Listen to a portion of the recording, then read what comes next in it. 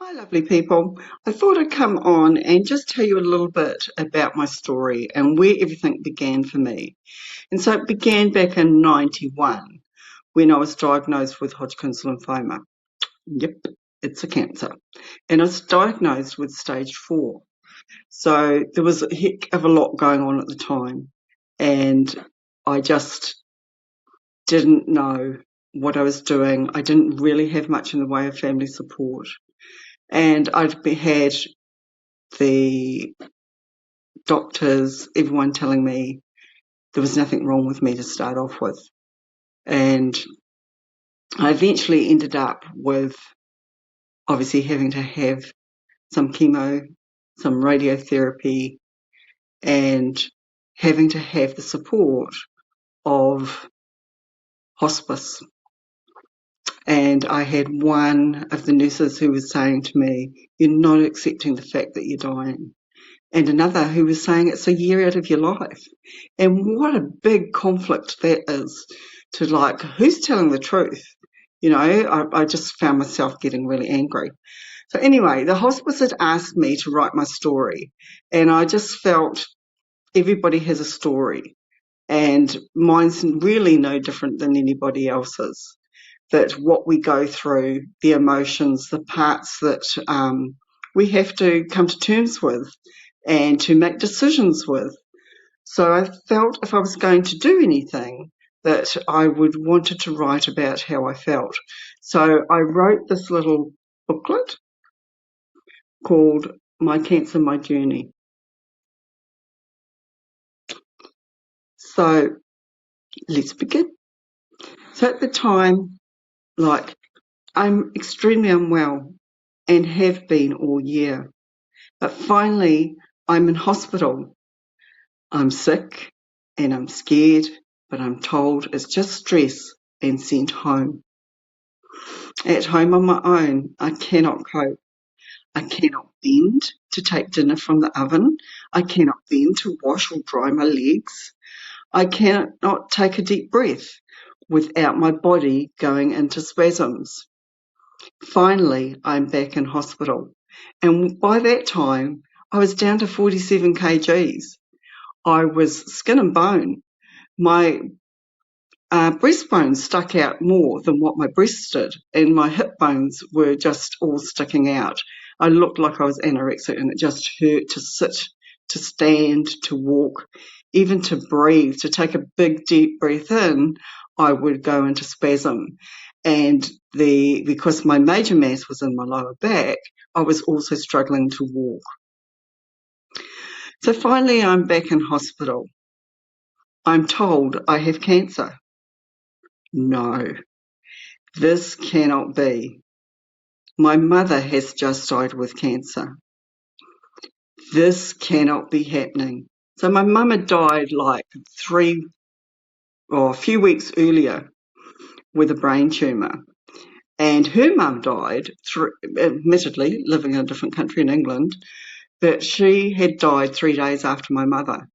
And so it was a really traumatic time. And it's like, surely not 3 generations all within a short period of time. So I refused to give up without a fight.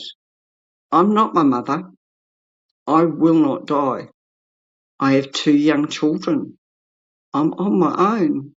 I refuse to give up without a fight. I've always been stubborn. This is true.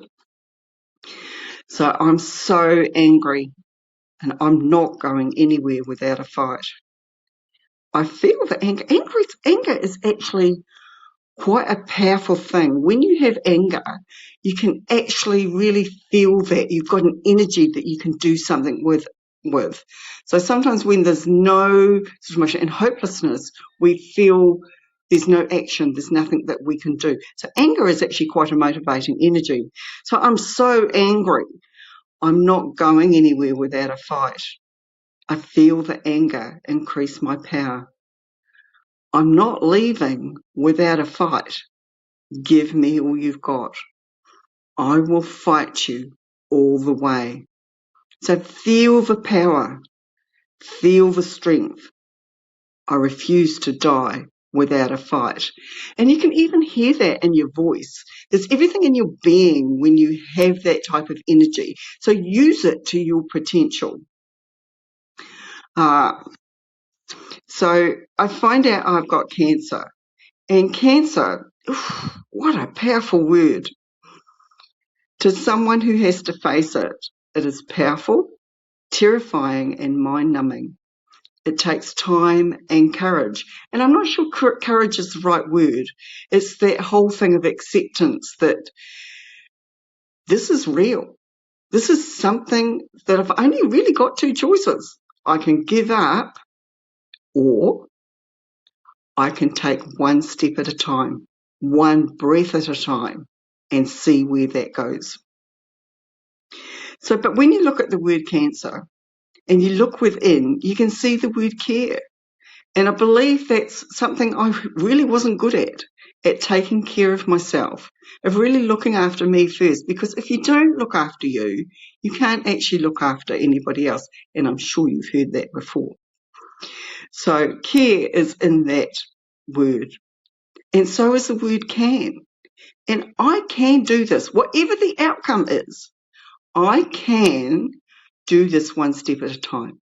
I can trust myself. I can trust the team that are working with me. And I can do this one step at a time. But there's also the word ran. And I can tell you what, there are definitely times that I felt like I just wanted to run. But you can't run. It's with you wherever you go. So at times you can feel really low. But never see this as a negative, because one can't be positive 100% of the time. And I think that's one thing that the doctors kept saying to me. What's wrong with you? And I kept saying, I've got Hodgkin's lymphoma. I'm informed. I know what I'm talking about. You know what I'm talking about. You know what it is. So I kept repeating, I've got Hodgkin's lymphoma. And I was feeling myself getting really pissed off and thinking, what are you doing? And then he said to me, yeah, but what is it? And I said, it's cancer. You know, it's like, you've got an idiot. and he said, thank you. He said, I just wanted to know that you understand and you have accepted that this is what it is. Because he said, you come in here and you always have a smile on your face. You're always upbeat and positive. So we just wanted to check that you really know what it is. And I said, well, I'm not positive all the time. It's like, I have this. And that, but it is to be able to express what you're feeling, even in those low times. You have to sort of stop. You can't fight all the time. You can't have this high energy all the time. That there are times where you're going to feel low. There's times where you're going to feel really emotional and you're going to question, am I really going to be here? And it's all real. And we do have to be real within it. But it's letting those emotions come and go and releasing them so that we're not fighting that in our body. Because if we don't acknowledge, if we don't release, it's going to stick in our body. And, from what my experience is when I don't do that, I get more things wrong with me, and I'm more tense. I have more headaches, I have more backaches. And so the more I can deal with and let go of how I'm feeling and what's going on, the better it is for me. It is about taking care of myself. And interestingly enough, it is a positive thing. So just remember that it's a positive act to go through those days, knowing that tomorrow is another day. And if you need to, you get help. You reach out to somebody and you take care of yourself and what it is that you need. So find the fight to love yourself.